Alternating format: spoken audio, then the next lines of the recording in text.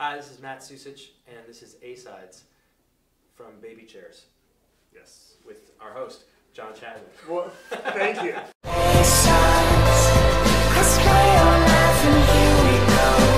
These are nice. This is like, I like to set the tone that this is going to be a very serious interview. Mm-hmm. Yeah. So, well, thanks for playing those two songs. My pleasure. And, you know, just reading your music bio and the fact that we're sitting on the chairs that we're sitting on. And then listening to your music, it's a nice little contradiction you have going. So your music's very poignant, and you're just a goofball, right? When yeah. You're not performing, is that basically it? Sure. Yeah. I think there needs to be that. I don't think I've ever had the ability to, like, go full bore sad bastard. Right. Do you know what I mean? Right. Like, I'm fine with people being like, that sounds so sad, or like at shows, like people are saying that's sad, but I'm all smiles, like Right. in person. You know, I try to be as happy as I could be. I think it's a nice balance. It is a nice balance. I think my chair is slightly Higher? Well, classic host you know, syndrome.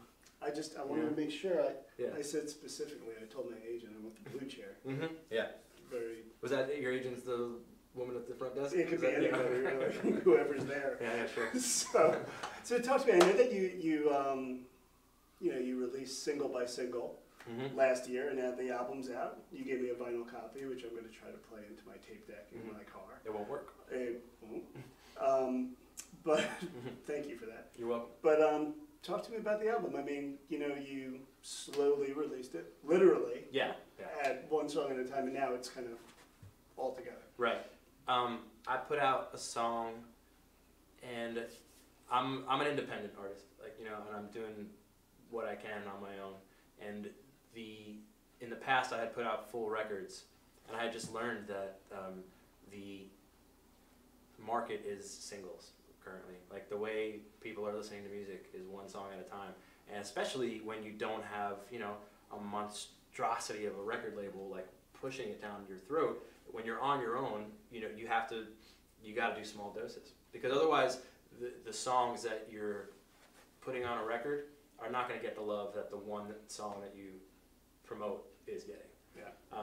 And so I just found that the model for me worked better as one song at a time. And so I put a song out every 6 weeks or 5 weeks, and by the end of last year, I had a semblance of what I wanted in my head to be the full. There are more songs from the sessions, and I wanted it to be a full LP, but it just didn't make sense. So, you know, financially and all that. And so by the end of the year, I had a handful of songs, and I just put them on a vinyl, so I had something to sell at shows. Was it rewarding? You know, every time you released a song, were you getting feedback right away? Absolutely. Yeah. It proved to me, and hopefully other independent artists who stumble across this will learn the way I did, that it was hugely beneficial that one song at a time, you're treating each song like a record, like an album. And so you're giving it the promotion you would give a full record, except when that full record promotion is done, there's no more to share. So everybody already has the 10 or 12 songs you put out. This time, I'm putting out a song, I'm putting all my efforts behind that song, and when that peters out, I'm putting out another song, and then I'm doing another song. You're like Rihanna a lot. Yeah, I am. Yeah. You draw comparisons all the time too. To Rihanna? Yeah. Sure. Especially my selfie game. Yeah. Very, very Rihanna. Yeah. Can you up that game? A lot of the compared nudes. to what she does? No. A lot of nudes, you think? Yeah. And you know, it's interesting because she just dropped a whole entire album, which is totally against everything that she was in the past. So she could do that. She can do anything. Yeah. She can do it all. Yeah. She could sit on this chair. I bet. I mean, you know. So, probably you've been living with for a while, right? And the album just came out, but the singles came out last year. Do you have new material? You mentioned before, like, are you planning on distributing it the same way? Yes. Yes.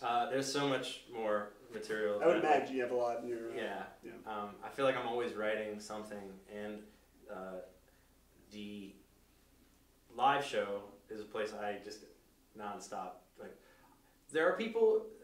I guess they're arguing, like, you know, benefits. There are pros and cons to the way some people go about it, and some people will play the same 7 songs at a show for 4 years until they break as an artist, you know, and they're just stockpiling all this new material. That to me is stale, and like that to me is not fair to the people who come out to see you, and like the people who are your fans, you know. I'm not saying it's wrong, you know, but my approach is just like, if I have 5 new songs, you're getting at least 3 of them at this next show. Nice. Because the only way I can like know if that's going to be worth putting on putting out Right. is if it translates live. Reaction, And yeah. so I just want to, I have a bunch of stuff, and I think at the moment this could change because I'm my own boss. But Yeah. at the moment, I'm going to do the same method of just releasing when I want. One after the other. Yeah. So what about shows? I mean, do you have any lined up? And I also know that you've shared the stage with like a ridiculous amount of talented people. So I've had really great luck, just meeting wonderful people who believe in what I do and want to put me in front of nice audiences. So it's very wide-ranging list of people, but the future is, who knows? Who knows what comes next? I play shows all the time. I'm based in New York, so most of the stuff is local, but I will be going out to the West Coast at the end of February. So I'll be doing a string of shows from San Francisco down to San Diego. nice. And I get to Nashville when I can. I try to hit the major spots. I would love to be able to go everywhere, but you gotta be wise about it. Yeah.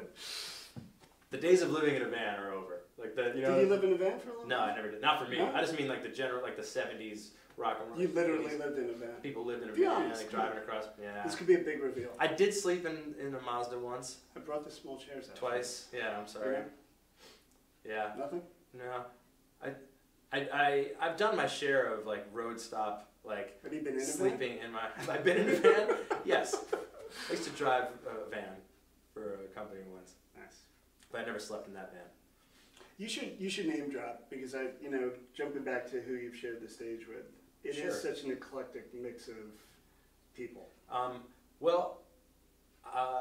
you served as a sponge when you're around these people. For sure. I think, the ones that really left the biggest impression on me were Levon Helm was it was just mind-blowing to be part of that Midnight Ramble. And he was just, I hate, like, he was a sweetheart, but he was such a nice human being. And it's like, there was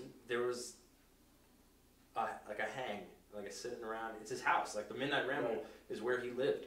And they still do the rambles, now that he's passed. But hopefully they're still well attended and people are, supporting that, the estate, because it's just a beautiful place. And half the building is a recording studio, the other half is his home. And so after the show, there was like, a kitchen hang, and we're sitting around the table and hearing stories from Levon Helm. Like, oh my God, mind blowing.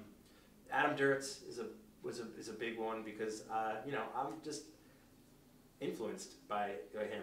When I was in college, that was when I first started playing guitar and learning how to play music. Counting Crows was top of their game. And This Desert Life came out when I was a freshman in college or sophomore in college, and that record did a lot for me. That was the first record I ever discovered a bonus track, like a hidden track. I remember, like, the personal story, I was playing Snood. Remember Snood? I remember Snood. The video game on a computer? No, yeah, it's not that. Well, I'm looking at the camera person. Yeah, it wasn't that memorable, but it was very addictive. Yeah, it was very addictive. Yeah. And like I was just at home, I was living at home during college, and I had that CD in the tower computer, and I was playing Snood, and the record's over, and I didn't know there's like 8 minutes of silence, Right. and then it comes in bang with like a studio like intercom talk, and scared the crap out of me. And I was like, what is it? There was a whole other song. I was like, this is unbelievable! like that kind of thing. And so Adam Duritz does the Outlaw Roadshow with Ryan Spalding, who's a blogger. Are you familiar? Yeah. With Ryan Spalding, who's a blogger out of Boston. And they're just so supportive of independent music and what a family they've put together of great bands. That's, a lot of people I'm now friends with are part of the Outlaw Roadshow, and just a great community. And those guys just super supportive. And there have been several occasions where you end up on stage with them at the end of the night singing, Rain King, and you're like, what? I'm pinching myself. Like, this 22-year-old me would be losing his shit. Is Rain King where it like ends with the big yeah? Yeah. I love that. I interviewed Adam Duritz and I said, can you just do that part? He said He had no idea what I was talking about. I was like, how do you not know? How do you not know? Yeah. It's like, yeah, you know. Anyway. Yeah. Well, good luck, man. Thanks for coming by. Thanks for having me.